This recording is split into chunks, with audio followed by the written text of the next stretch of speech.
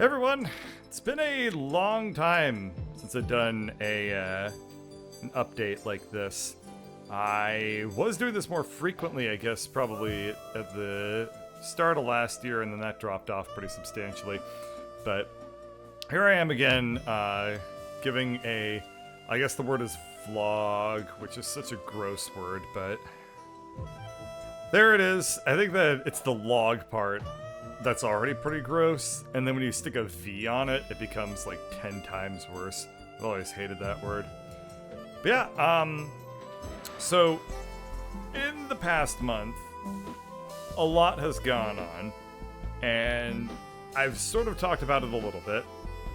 Other people have talked about it a little bit as well, like Keith and Wander have, and I've been waiting until I kind of had everything in place before I would put this specific video together, because I wanted to just have time to make sure that what I was going to talk about, all the pieces were in place before just like going into it.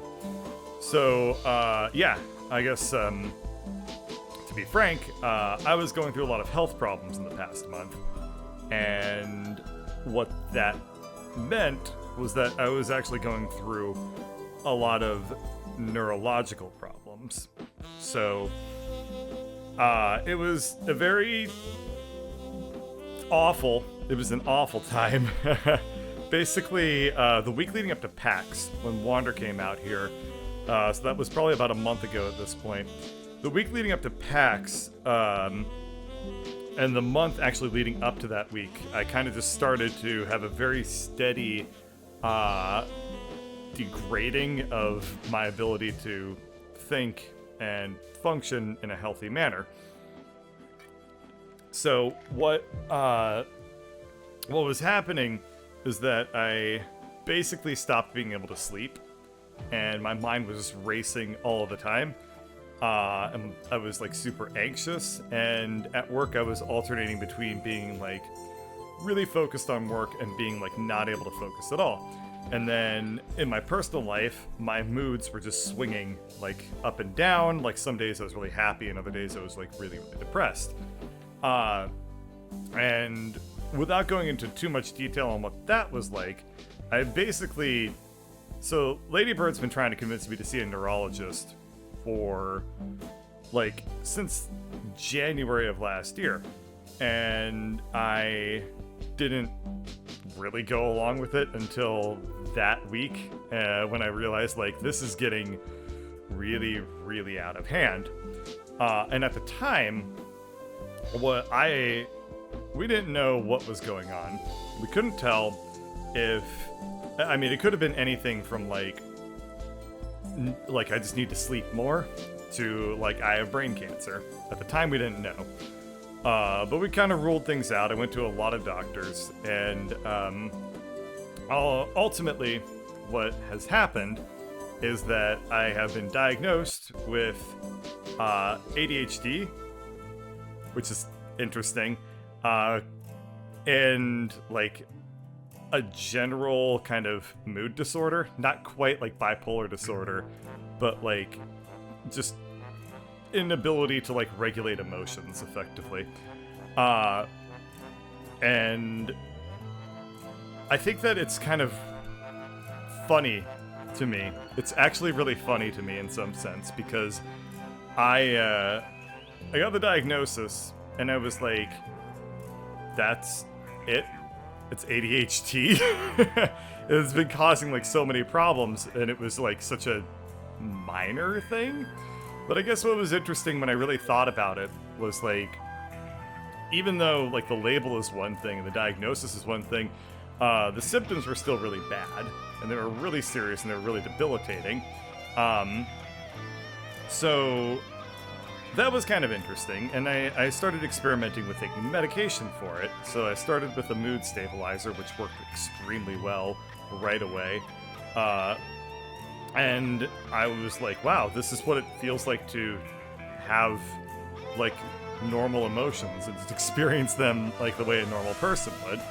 And then I also, originally I wasn't going to go along with it, because I didn't know what the impact was going to be, but I decided to also start taking Ritalin, and that has been really cool. So I got on Ritalin, and effectively by I got on it like on Thursday of 2 weeks ago, and effectively by the end of that day, my entire life had changed. I just didn't really see how it was gonna like impact me beyond that. So I started taking Ritalin, and the very first thing I did was just go home and like just start cleaning stuff. And I was like, I don't know where that like sort of energy came from or where that compulsion like came from, but I was just like, I just want to like organize everything. So I started doing that, and then what was really fascinating was I started having like very different ways in which I engage with other people. So interestingly enough, Ritalin helps you with like the social functions of your brain. So what that allowed me to do is it made me like a better listener. It also made me a lot more confident and a lot more assertive. So I will explain a little bit of like what my mindset was like and how that kind of impacted YouTube as well as a lot of other things in my life.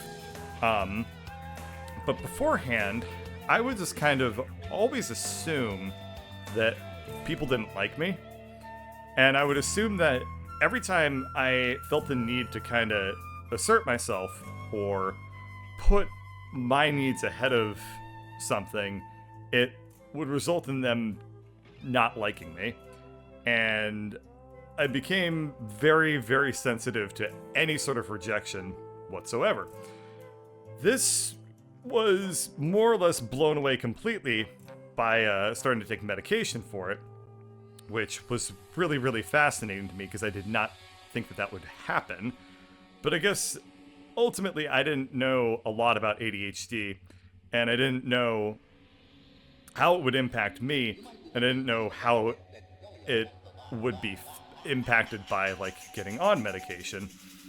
So where this comes into play with regards to YouTube is really, really interesting, because until very recently, I was terrified of reading comments. I like could not open up my channel dashboard. I couldn't do it. I couldn't read comments. I couldn't look at my own videos. I couldn't edit my own videos. Editing became really, really hard for me because I heard the sound of my own voice and I heard my content that I was making, and all I was thinking every time I edited any of my videos was, they're gonna hate this. This isn't funny, this isn't entertaining, this isn't good, the sound quality sucks, the gameplay sucks, everything about it is bad. But I still wanted to do it.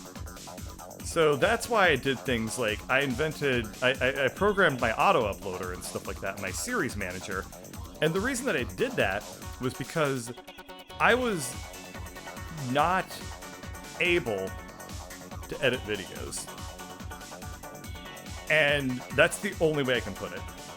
Like, it was like a wall. It was almost, it was borderline like a physical thing. Like, imagine if you wanted to do something and you like weren't able to do it because you physically couldn't do it. It was like there was just like that hard of a barrier. For me, it was just like a strong mental barrier of like, I cannot bring myself to open up Adobe Premiere to do my editing at all. So I invented the auto uploader and the auto editing software and stuff like that I made so that I wouldn't have to do that.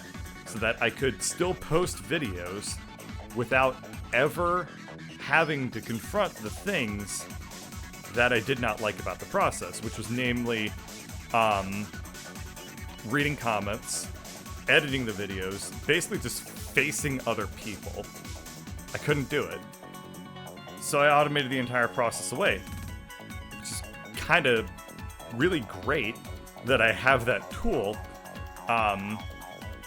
But it didn't really fix anything for me. It just kind of made that somewhat easier, insofar as I didn't have to confront the issues that I had with it at all. But anyway, what you may notice is that in the past week, I have really turned this shit around. Like, if you go onto my channel right now, you'll see that I have a new banner up. You'll see that I have new thumbnails. I've been responding and reading every single comment. And you all are very nice people. That's the weird thing, is that, and Ladybird was telling me this too, is that I assumed that people, I knew that people didn't dislike me, but the thought of reading a negative comment was so bad that I just could not bring myself to read any comments ever, because I felt like the risk of reading one bad comment would just break me, in a sense. But I don't ever get negative comments at all, so I just go on them and I read them all, and I'm like, wow, people are really, really nice, and they leave a lot of nice things, and they're very engaging, and frankly, some of them are downright thoughtful, which is really cool. That's really, really nice. And what's also cool is that I have the YouTube app on my phone, which means I get notified whenever anybody leaves a comment. So basically, I'm just going around my workday, and every hour or so on my phone, it just buzzes or pings if I have the volume on, and I look at it, and I just have a message from a random person being like, I like what you're doing, which is awesome. That's really funny in a sense, to just be kind of going about my day and just get nice things said to me, even without any context. I read them and I'm like, oh man, that's really, really great.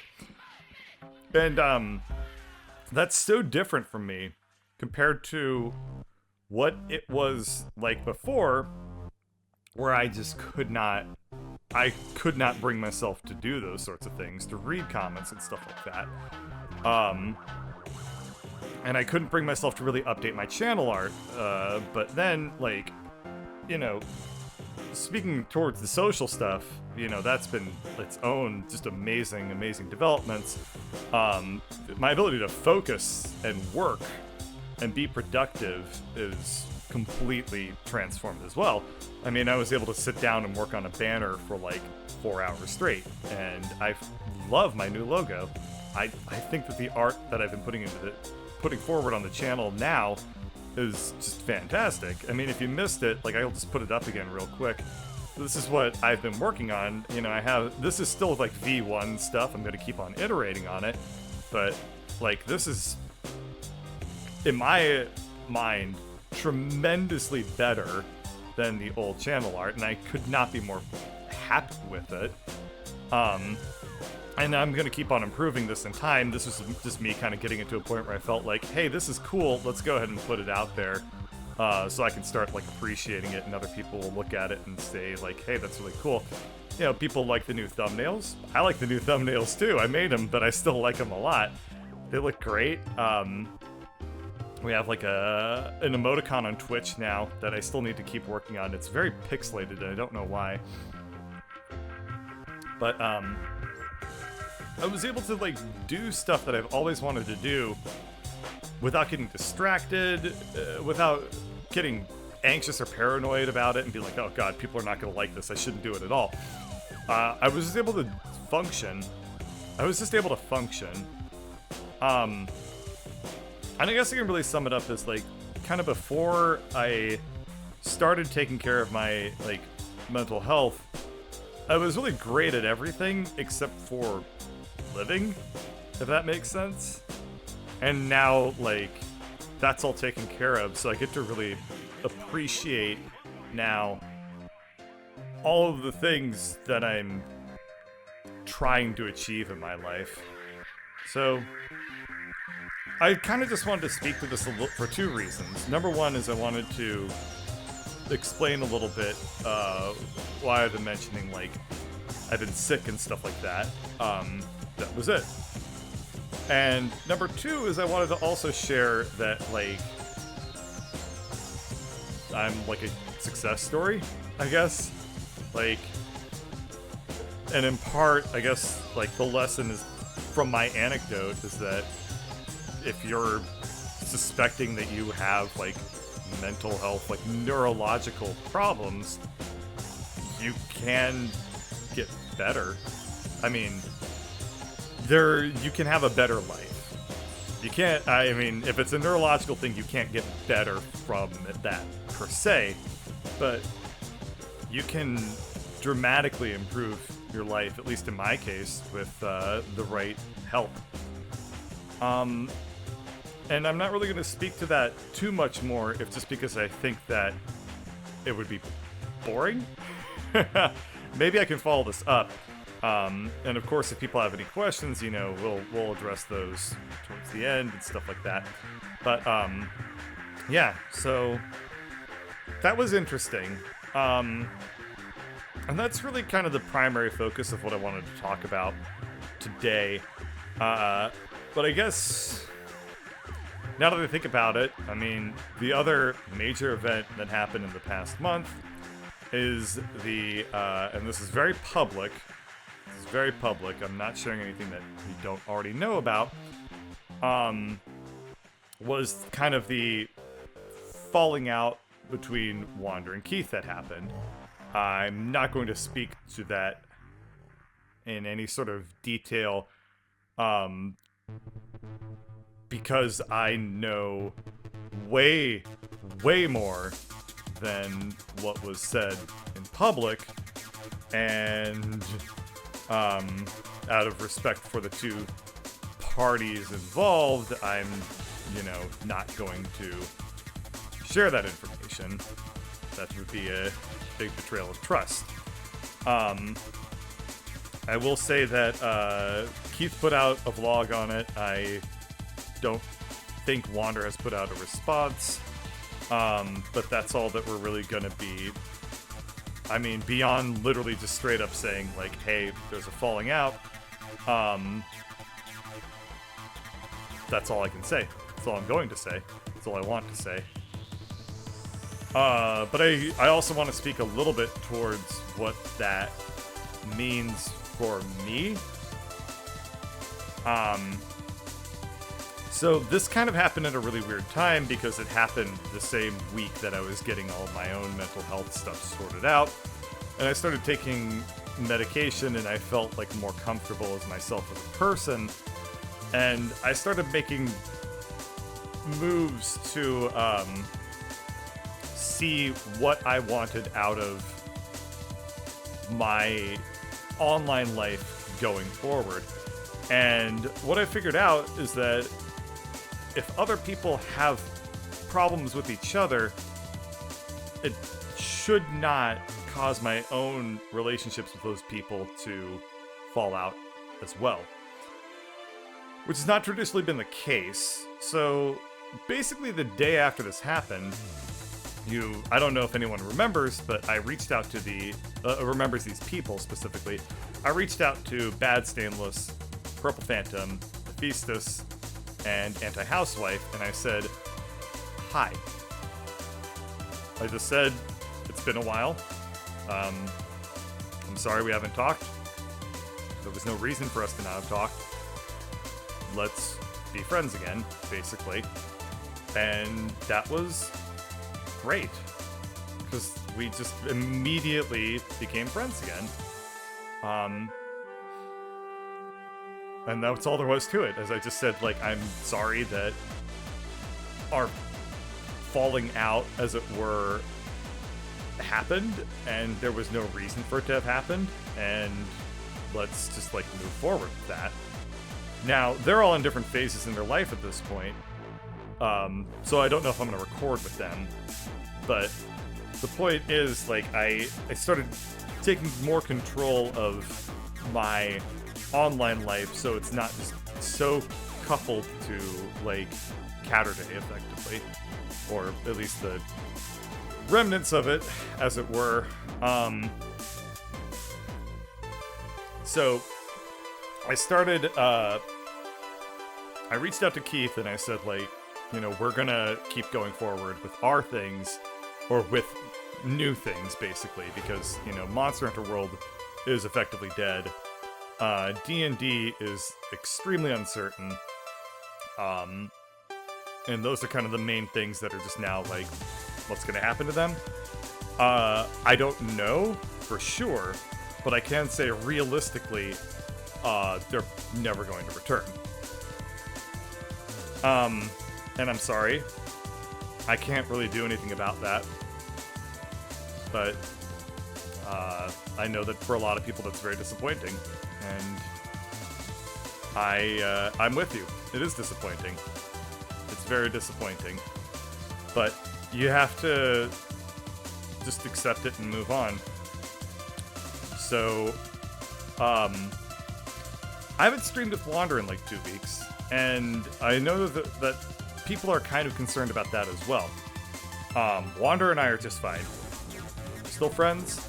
He's very busy with his solo stuff, and he's feeling very burnt out on multiplayer in general. And I've told him, you know, basically, whenever you want to, just let me know when you want to start scheduling some time together, and we'll, like, start doing Wanderbird streams. It hasn't really materialized yet.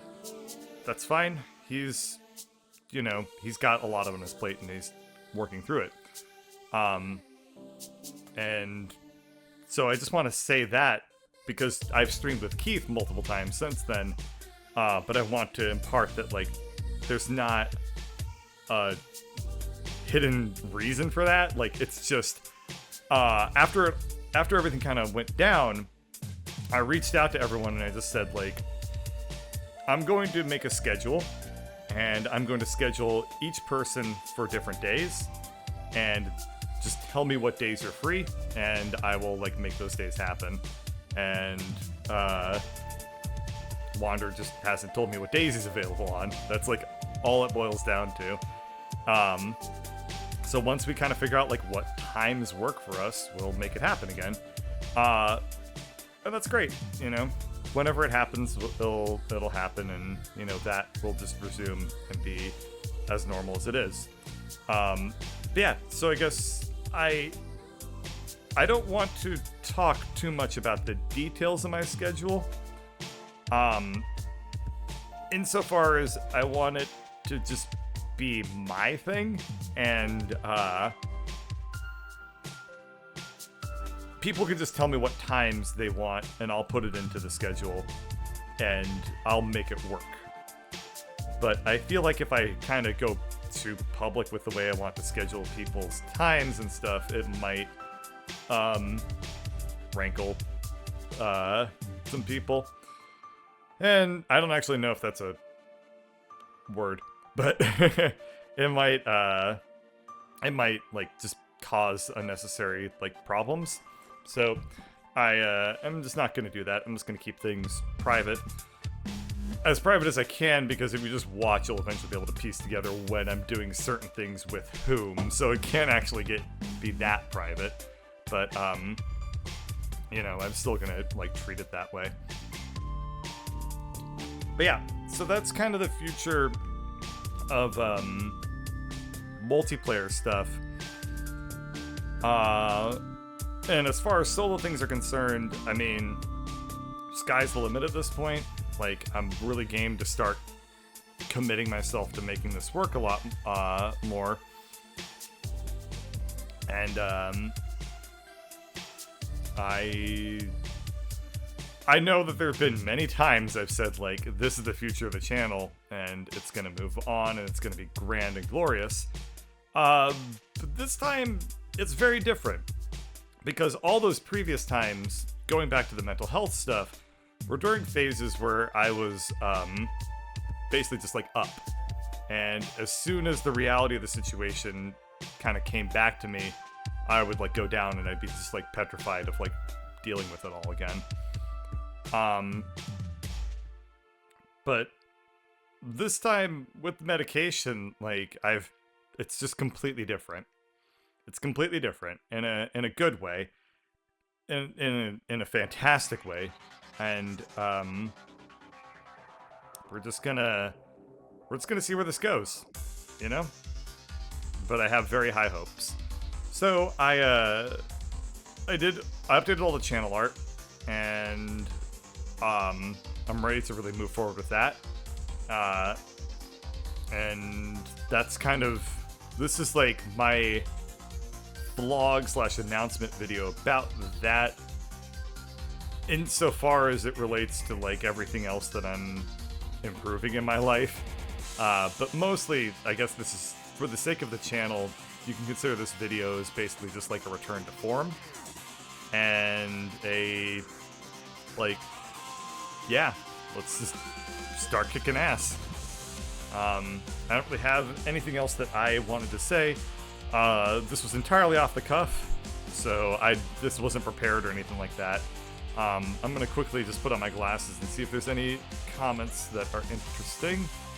Why did you assume that Bird had a beard? I am clean shaven, my friend. I had a concert earlier today. Those videos might go up. Maybe. I need to decide if I'm gonna put those videos on like a Birdcatcher music channel, or if I'm gonna put it on like the games channel and just make it like the one-stop place. I think I might make a separate channel. I'm not entirely sure yet. There's also probably not any strong reason to do that. I knew that the symptoms sounded familiar. They do sound like they did. Yeah, well, there you go. Let's see. I'm going to quickly look over at that's the YouTube chat. Let's look at the Twitch chat. I'm glad to hear you're doing better. You do sound like a beard kind of guy, to be fair. I think that what you're saying when you say I sound like a beard kind of guy is you're saying that I have a deep voice. That's how I'm going to interpret it anyway.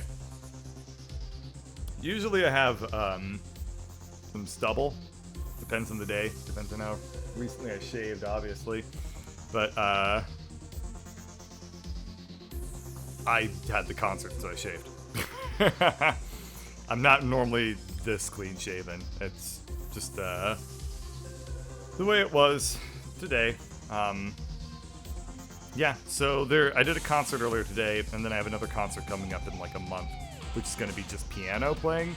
Both of those will eventually find their way onto the internet somehow, because I like showing off. So why would I pass that opportunity up?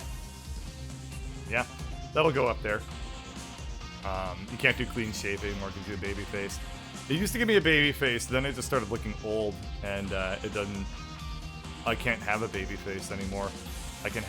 My baby face is like 28. That's as close as I can get to baby at this point, is 28. I'm okay with it. Alright, that pretty much sums it up. I'll read the comments on this video. I don't know if there's gonna be much beyond just like support stuff, but that's all I wanted to say. So, thanks for watching.